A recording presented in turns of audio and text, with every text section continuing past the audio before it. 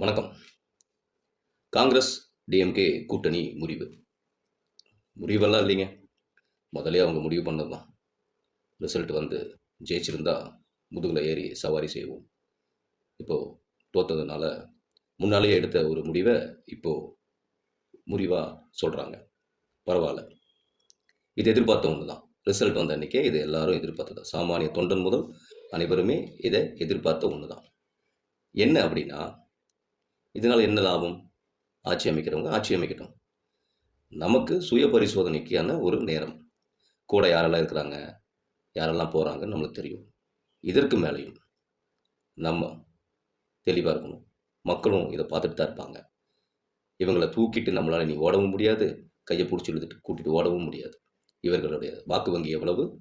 இவர்கள் தனியாக நின்றால் என்ன வாக்கு வங்கி? வேறு கூட்டணியில் போய் நின்றால் என்ன வாக்கு வங்கி என்பது இனி வரும் தேர்தல்ல தெரியும்.